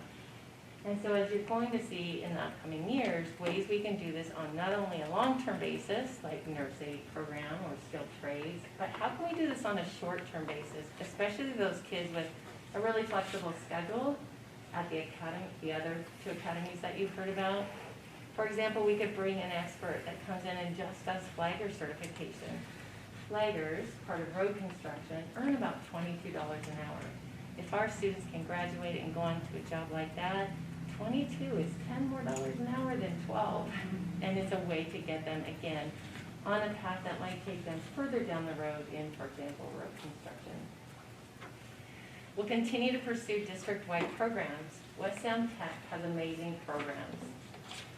However, one of the things our kids have to do is be on the bus for 35 minutes a day, one way.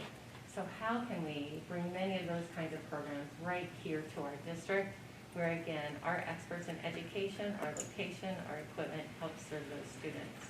So you'd see that growing as well. Lastly, what I want to say about that is for students who face the most barriers with their education or with graduation, how do we bring those opportunities as close to them as possible? What kinds of things can we bring, for example, right to Henderson Bay or our other high schools that makes it really accessible? Next slide. All right, my partner in crime here. So you've heard a little bit about remote learning, and we believe strongly that there's going to be a demand for this, of course, in the fall. Not only for health concerns, but also for students who've been successful in this model. You also know about the Peninsula Internet Academy and how we serve about 300 students, both part-time and full-time each year. We believe with those populations, we can do it even better than we've ever done it before. With everything that we've learned from remote learning, with everything that we've learned and has gone well with the Internet Academy, we can make something even better for our students. So we're going to spend a little time now talking about the Global Virtual Academy, where we serve students K through 12 in kind of a variety of models, not just one. Again, using our teachers as the experts, using what we know about best practice, and making it a really robust education for our students. So my partner in crime, Delana Halliday here, principal. One of the things as we were developing this and designing this, we need experts to not only lead it, but who really know the kids and the age level well. And one of the things I talked to Dr. Jarvis about is, well, I've raised 6 kids. I really don't know. 3. And so I'm just really excited to work with her. She's going to share a really great vision for what we want to do for our K-5 students, and then also then fill in with regard to 6-12. And next slide. So for the elementary program, we have learned so much. Teachers in Peninsula schools are absolutely amazing. The elementary teachers, in a matter of weeks, turned how they were teaching on its head and upside down and around and put it online. I know, preaching to the choir, right? They're amazing. And we have learned so much, and we have also learned different ways to reach our students and meet their needs. And as Dr. Jarvis mentioned in the beginning, there are a variety of reasons why a family might choose to stay into a more remote system. And so let's do what we do in school, and let's meet their needs. Let's meet them where they are. So for the elementary program, here's some of the key components we're looking at. The core areas would be taught by our teachers from our district in ELA and math. We'll have specialist experiences in PE, music, other enrichment activities. And then, of course, we'll have students and families connect with teachers and other students and families through regularly scheduled in-person and remote sessions. And this has to do with that coaching and making and the guidance and cheering squad that every student really deserves to have. So we want to find opportunities for theme and concept-based engagement opportunities, enrichment, of course, remediation and intervention as needed, and then incorporate art, science-based labs, hands-on learning, all of those wonderful things that we know bring value and passion and interest into what students are learning. So we're looking at kind of, as we shape this, it kind of fell into 3 different pathways. And the first one is the fully asynchronous pathway. And I appreciate, Lisa Ray gave me some great advice. She's like, well, what does this look like for an actual student? So we kind of developed some pretend students. So we have a pretend student, and it's a 3rd grader. Now this is a fairly independent 3rd grader, and there is quite a bit of family support around the student. This means that the family is probably connecting with the student's learning to their everyday life. And they have a lifestyle that would promote perhaps the need for a fully asynchronous curriculum. So because of whatever's happening in our world, but that's kind of the point. We want to be there for them. So we want to provide this asynchronous option. It means they can stay on track without too much guidance. So in Path 2 and 3 both have synchronous learning for ELA and math, for the core subjects.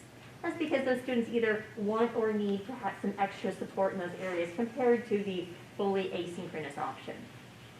In Path 2 is very similar to what we have been doing so far this year for students who are remote.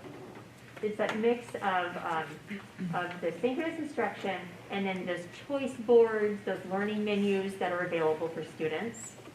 And So that could be like for like a fourth grade student who's on grade level, may need some more support still, but they're also very interested in passion areas and projects.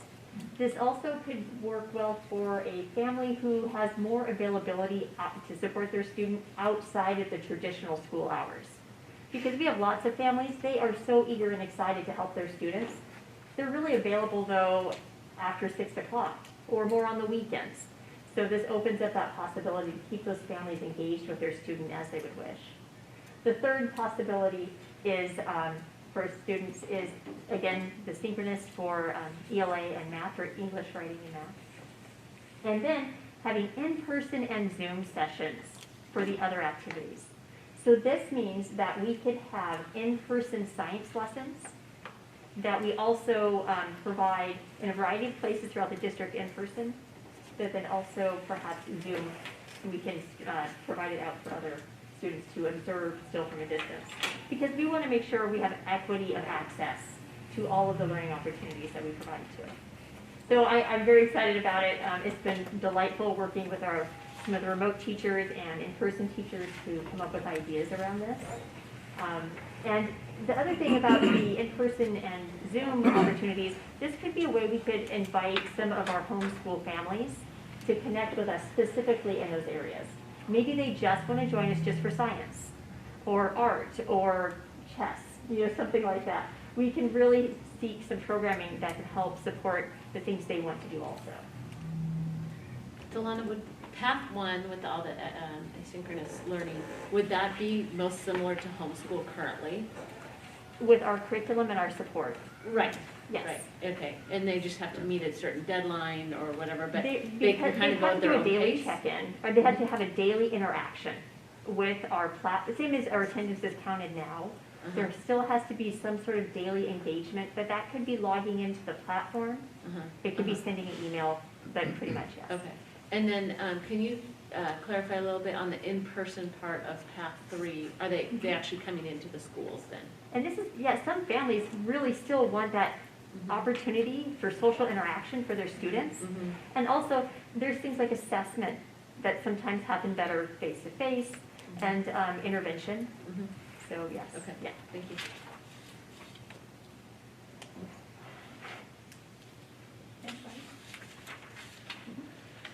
I can't keep up with Delana, but I try. When thinking about 6 through 12, not fully fleshed out, but here's what we've learned, especially from online learning. We've also learned it from EIA. 6 classes a day is too much when you think about Zoom. So there'd be fewer classes per day with a combination or blend of synchronous and asynchronous. We could eventually figure out some way to do in person. I'm not quite sure if that fits for 6 through 12 yet, but we measure the feedback from our families to see what kind of opportunities we want from our students. But what we would be committed is getting things home. So when we think of science lab, like this last year with our microbit kits and our skeletons for human body systems, we continue to get those things home to our students. Keeping in mind, the 2 main reasons they're doing this is 1, probably for health reasons, and 2, they're successful with it. But we still want them to have access, again, to our expert teachers and our resources. It's likely to be, you're going to hear likely, because we have some details to iron out, but it's likely to be like a 1, 3, 5, 2, 4, 6. And you might ask, why make that complicated? Why not just do 1, 2, 3? Part of it is, again, access to all that other programming. So for example, West Sound Tech, they might do virtual in the morning and participate there, or they might do virtual in the morning and come to skill trades.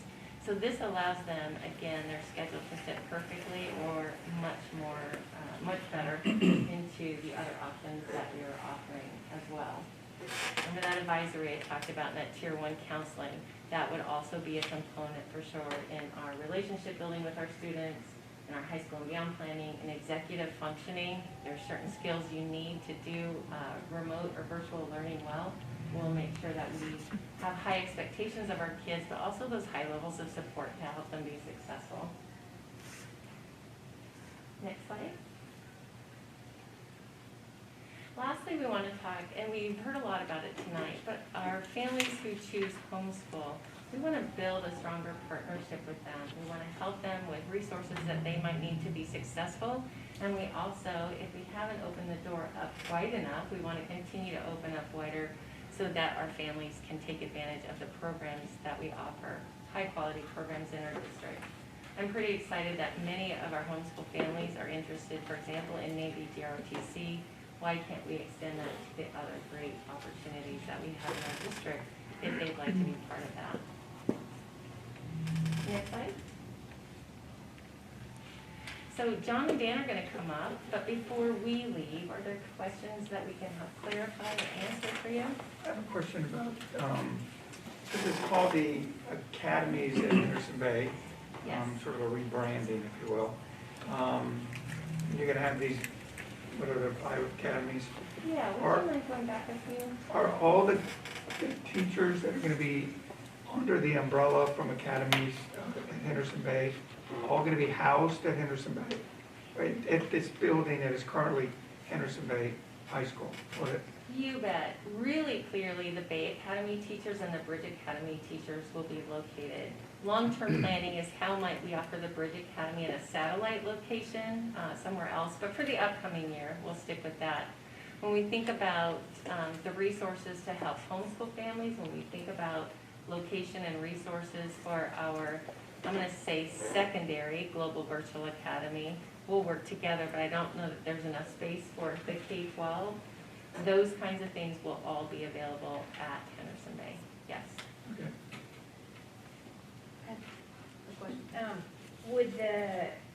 Would the students of the global, or basically remote students, Global Virtual Academy, would they all be students of Global Virtual Academy as opposed to individual schools like it has been now? Yes, they would then be students of GVA, of the Global Virtual They Academy. would have sort of their own identity. Yes, exactly.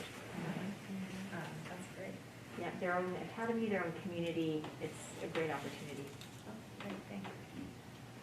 So you mentioned our staff already went through and did their staff intent for building locations in February. If we are to roll this out, how does that, so if someone is listening tonight and they said they really want to do this instead, are they going to have an opportunity to Unintended. Yeah. Okay. Can you repeat a question? I didn't hear it. She wanted to know, since staff already put in their intent letter for transfer or to stay, would we open it back up for other staff who might be interested in this programming? And Caroline says yes. In some capacity, maybe not in the survey, but in some capacity, we will offer those opportunities to our staff. We met with Henderson Bay staff and PIA staff this morning and shared with them the direction that we're headed, and that, as you saw tonight, we have some questions unanswered, but you saw a solid framework. That's because we do want to get the staff on board. We do want to get the students involved for the programming that best suits their needs, and with regard to the teacher, the place that best fits their skills and their passion. So they have some choice in what happens next year. I would say there was definitely a level of excitement, definitely a level of our hard work on being responsive to students in a much greater way, and so it will be really fun and exciting to work with them to flesh out some of those details moving forward. Erin, if I'm a current Henderson Bay student, where do I land in this, under their current program? Where do I land in these academies? You know, that's a great question. The advisors who know them well, along with the students and their families, have now more opportunities, and we want to make sure that they land in the place that best meets their goals. So we would work with them, as well as their advisor who knows them well, the counselor that currently works with them, to make sure that we have a best fit for them. And you mentioned that you talked to Henderson Bay staff this morning. Have they been a part of kind of building this out with you, or what staff has been used for helping to dream this up? That's a really great question. When Henderson Bay and the Peninsula Internet Academy came under my umbrella about a year ago, I met with staff on several occasions, found out what was working well. And if you remember the history of Henderson Bay, it's kind of shifted in a few different ways. So they faced a lot of change in an effort to be responsive to students. So I really met with them on a few times to get a temperature check, and then met with them individually to find out what they believe the strengths of Henderson Bay to be, the gaps or changes that they believe would help students to a greater degree. And there are elements of everything that they shared in here, if that makes sense. Yeah. Have we sat down at the table and fleshed things out together? I think that's the next phase. So while the elements of what they shared with us is in the framework, there's more expertise that needs to be around the table to make sure this is executed well. Okay, good. And then the CTE Academy and Career, we typically have that primarily at high school currently. Grades 7 through 12, and I didn't let you finish. No, I'm I just, sorry. and I know some in middle school, but like, are we dipping down into elementary with this, or is this purely secondary, continuing secondary? Well, there's what we value, right, and then there's what's funded, and sometimes they don't often match. So Yes. grades 7 through 12 is funded with enhanced funding at the state level. But should we be doing career and technical education from the time they're walk through our doors? Yes. So one of the great things is that with that afternoon time, the in-person time, that is where we can start offering makerspace projects. Okay. And we can start offering things like that, that then feed that passion and interest in young students. Okay. So, and perhaps then that leads them onto these other programs. Yeah. So it's a great opportunity for it. I know excited. lots to still build, and but it's an exciting start, and definitely. I often get the question, can they get an AA at Peninsula School District? Not yet.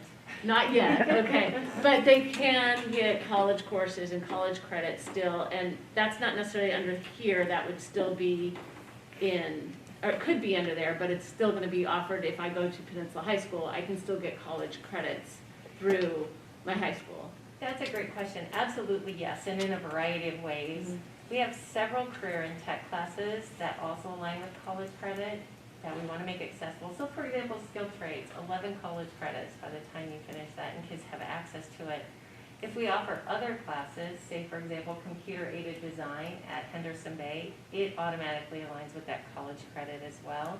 On my list, one of my lists, is definitely reaching out to TCC and our Pierce County College Connection Network that our students get college credit from, and see what other kinds of things can we fit. But we want to do this well first. Well, and I do look forward to I've mentioned this before, the communications and the marketing and making sure our families understand all of these opportunities.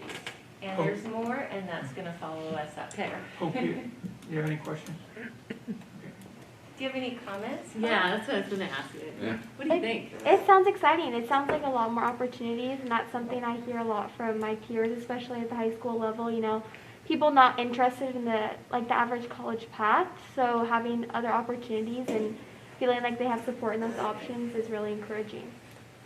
Thank you. What is the current enrollment of Henderson Bay, and what's the potential enrollment with this? And I'm going to ask a third question, or answer with a third answer. The typical enrollment is between 100 and 120 students. And the reason I want to focus on that is because this year was an anomaly, not only with the pandemic, but because we have been temporarily located at the ESC, we didn't take new students first phase. So 100 and 110 students.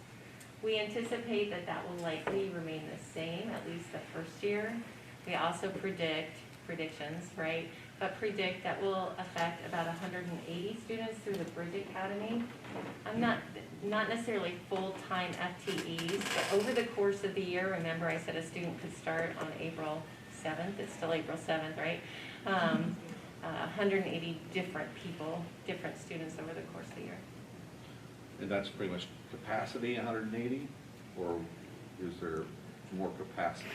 I don't know, just based on our predictions, we're staffing it according to our predictions, and like Karen said earlier, we might need to grow or respond if there is more need, if that makes sense. It's not necessarily a brick and mortar approach, so No, capacity but- probably could be Yeah. Right. someday unlimited. Yeah. Great. Other questions? And I just think it's like super exciting to have responded to this past year in such a positive way to offer so many opportunities. I think it would have been a wasted year if we had, it would have been tempting to go back to what was comfortable and familiar, but to open up these opportunities and recognize that not every child learns the same, and while most are served great in a comprehensive model, many are not. And so I'm so proud and so excited for the work that you've done to support all of these kids. I can't wait to see it in action. All right, thank you. Awesome. Thank you.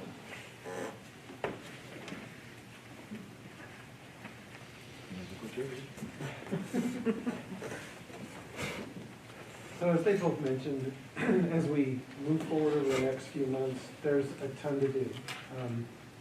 We have, we're going to just be having regular meetings with just every group that we can pretty much think of. So it's going to be, our admin groups will be meeting more frequently than ever. They'll be meeting with their staff, bringing it back to the admin group. We'll be meeting with our association probably very frequently over the next few weeks and months because there's a lot to put together here. You know, that's the exciting thing is we're really expanding class way outside of the one-size-fits-all solution for students. And when you do that, in a big system, you've got a lot of logistics to work out, and you have, it has staffing implications, has working condition implications. So all of those things are going to be what we're going to be working on. And the other one that really comes to the forefront is that communication. That's going to be especially important over the 2 weeks following spring break, because that's when our registration is going to happen, and we want to make sure that everyone in our community really understands their options so they know what they're signing up for. And if we're going to be signing up for fully remote, what does that fully remote look like? What's the experience my student will have if that's what we're signing up for? And we're going to try and hit that in every way possible through district communications, through building communications, through whether it's video, Q&A sessions, everything that we can do to make sure that people know. Not that, you know, you can't change your registration after the first part after break, but that's going to be a really important period of time for us. So staffing, that'll be Caroline and her team are going to have to be sorting out the many implications around staffing. So we're staffing new programs, new models, new schools, really.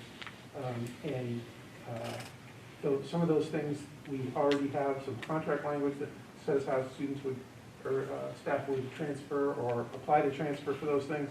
But some of those are going to be brand new, so we'll have a lot to work through as well there. So we'll be looking at a lot of registration starting at the end of April. The first bit of that is going to start tomorrow with our kindergarten registration opening up, what we're calling a soft open. You'll be able to go on tomorrow and register for your kindergartner. And when you put in the address, it will make sure that you're getting signed up for the right school with our new boundaries. So that's partly what we've been waiting for. And then after spring break will be the big blitz that we'll, again, have to do a lot of communication to make sure that the word gets out to all of our families that that's open and it's time to get registered for our good kindergartners. Lisa, anything to chip in? No, great. Then, after that, the last week of April was when our elementary and secondary registrations will occur.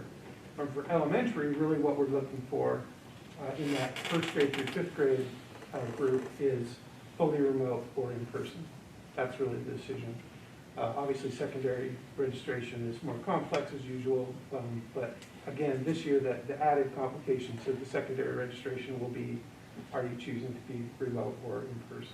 John, will they be much like this year where they had to make a commitment and it was for a period of time? Will that be in the fall, or if you make a commitment, are you locked into that commitment for a period of time? So that's one of the many things that we need to work with our groups on, is exactly how firm is that commitment.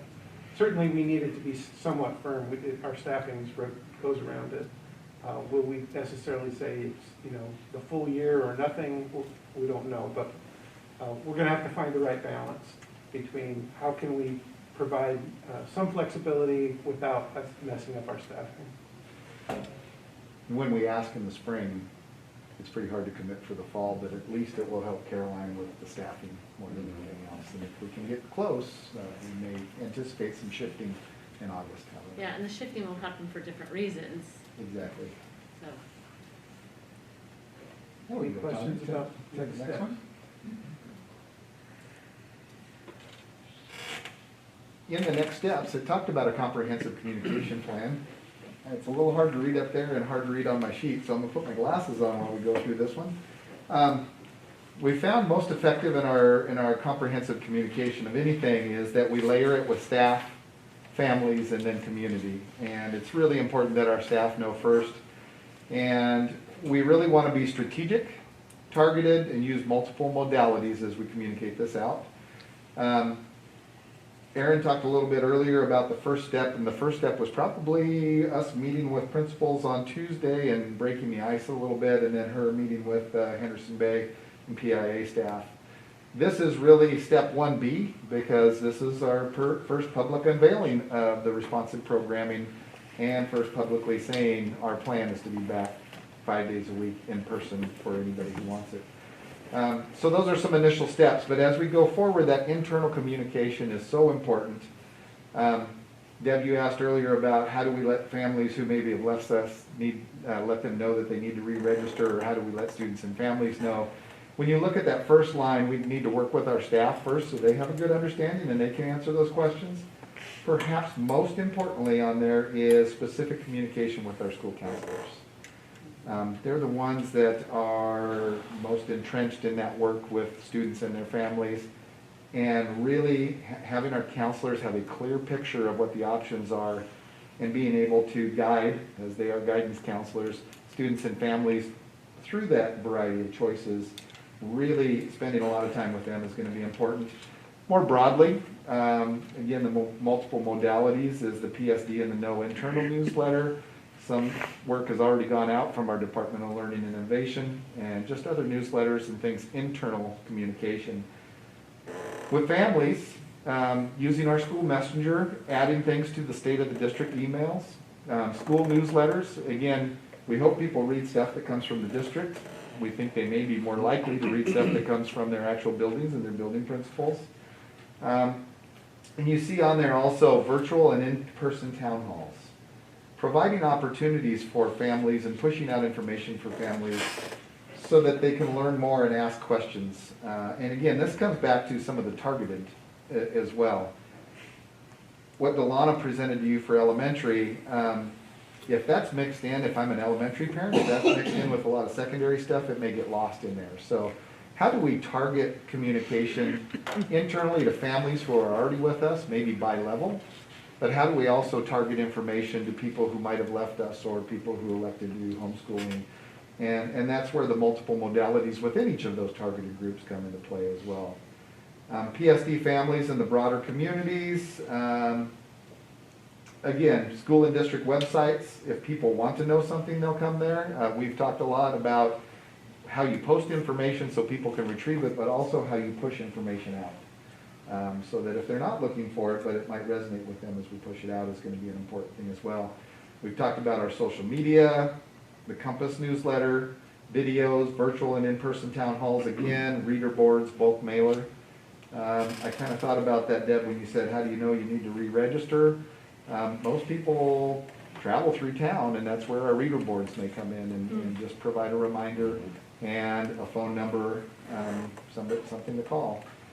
And again, our broader community, and what we've done down there is kind of classified them in different ways. How do we engage our community partners in this? Our service groups, our daycares and early learning partners that Lisa works with regularly, our local publications like the Key Peninsula News and the Gateway, as well as the Macaroni Kid, if you've seen that around, it's a good publication. And just flyers in public places that we all see. We're working on a finalized communication plan to see what all those things are in terms of timing, targets, and modalities, and we'll have that to you soon. It's something we know we need to do. It's still in the development phase, but we do know it needs to develop quickly. And again, the first couple steps have taken place in the last few days. We look for more to occur going out to staff right after we get back from spring break, and then continue on to families. I want to tease Delana a little bit. I heard that our staff is pretty excited about this. I heard Delana suggest that you would start setting up kiosks on the street corners.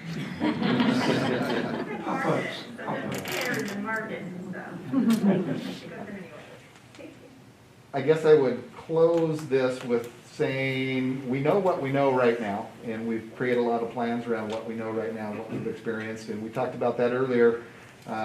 Things change and shift with COVID, and we'll be ready to change and shift. And I would just finally say, you've heard from 6 of us tonight, but there's more to the team that have contributed to that.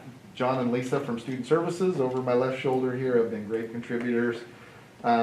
Obviously, Chris in his role has been a big contributor out of DLI along with Melissa when we talk about the GVA. And a lot of this also work will come together and fall in the plate of Amy and Andrew and Brooke, our communications team. And Brooke's just done a fabulous job this last week or so with us as well. So you got to hear from 6 of us, but there are a lot more faces behind all of the work that's gone into it.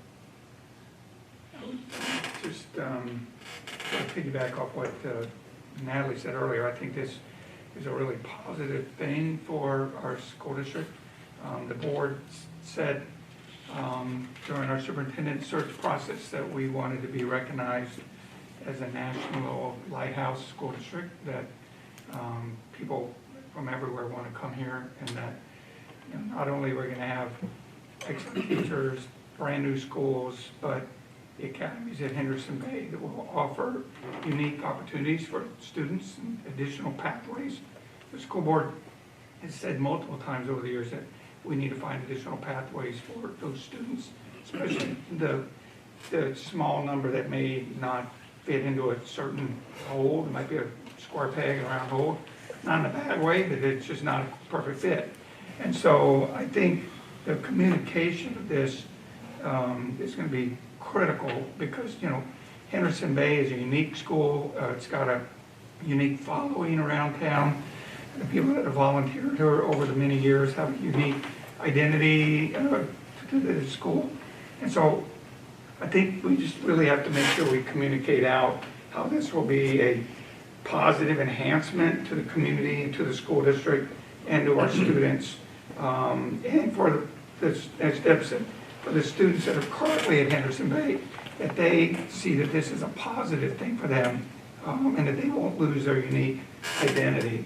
I would sort of like to see, if at all possible, an op-ed maybe written by Delana and Aaron for the newspaper, so that we can navigate the story, make sure that we get the story out the way we want it to get out, and as to why this is a positive thing for our community. Obviously working with our communications department, but that we are the narrative and that we drive the narrative of why this is a good thing. So those are my 2 cents. Anybody else? Yeah, I'll just comment that my favorite thing of this, to you guys that are here, but I know there's many others working on this. My favorite thing about public school, and the thing I love the most about it, is that it is for every single student, no matter what kind of learner they are, no matter what their ability level is, no matter what their circumstance. I mean, that's the beautiful thing about it. And so but within that, the very thing I love the most makes it the most difficult to plan for and to do well, because you have all different ability levels and all different circumstances and learning styles. And so how cool to see us taking, as you mentioned, Natalie, COVID, which has just been a bummer for everyone, but it's brought to the forefront things that really have been there all along, and I think as far as just what people really are wanting and needing and how students learn best, and that it's forced us to look at different ways of learning and teaching and doing what we've always done. And so I think for people to families and students and parents and the whole community to have, I think the 2 things that I would say, if I had to boil it down to, that you just hear that people are really, really wanting, is choices and information for their kids. I mean, everybody wants, and every kid deserves, obviously, the very best education. And that's why I'm sure we're all here, but hopefully, right? So But to have all these great options for kids, and with that, the information, you gotta get out the information so people know and can make informed choices. And I think, David, to your point about like the current students at Henderson Bay, to me, if I think about just all students as a group and not where they're coming from, like where they are maybe tonight, but all students now have the chance to choose the best place, and then they get to start fresh with a cool, brand new, pathway. So I mean, I just think it's so exciting and appreciate everybody's efforts. Yeah, I'm certainly glad that we have taken learnings from this. But it's also, as some people have mentioned, it's been a calling for many years. This is not just, maybe COVID ripped the Band-Aid off and we just really needed to dive into it. So that's fantastic. I think the biggest thing that I still kind of like wonder about is just my identity as a student and where I land. So am I at Peninsula High School, am I a Seahawk taking a couple classes at the academy, or am I a Henderson Bay Bulldog taking full-on Bridge Academy? Or so just helping people understand where that lands, because that's kind of confusing to me right now. So building out that communication and that understanding. We've had some discussions about that. We are going to be blurring lines more between the boundaries of a school. You might be taking some classes here, some classes there, but we know everybody needs to identify with a home base. And so I might be a Henderson Bay student, but I'm taking maybe a couple of, maybe the JROTC in the afternoon. Or I'm a Gig Harbor High School student and I'm taking skilled trades in the afternoon. But I'm still a Tide. I'm dabbling a little bit, but I still have my identity. And that's perfect. And those type of things, just make sure they're explained well so people can, because that's important to people. And Erin, I really appreciate that you went out to Henderson Bay staff and really gathered what was important, what's working, what's not working, and helping to build this. And I greatly also appreciate that you're going to go back out to them to help build this, because our teachers are who have been with the students during this time, and they understand the best how to incorporate that and to be successful at the academies. You all are experts as well, but they've been on the front line, and so they're going to know, add a lot of elements to the academies that will be very helpful to our students. I'm excited. It's fantastic. I just got to mimic what you said. I'm excited. This is great. This is the direction I really want to see us go, where we're offering more opportunities and giving these kids. No more switch. No more musical chairs. No. Thank you, everybody. Thank you for all your hard work. I'm going to give us a 5-minute break, if that's okay, for a restroom break. And the board will meet in 5 minutes at, I bet, just 8:13. We'll meet in executive session for approximately 30 minutes in accordance with RCW 42.30.110. No action will be taken in executive session, and the meeting will be adjourned following executive session. Quick 5 minute. Mr. President, we're going for a room. Oh yeah, we're moving upstairs to the. People don't have Right. to leave, we will need in executive session. Right.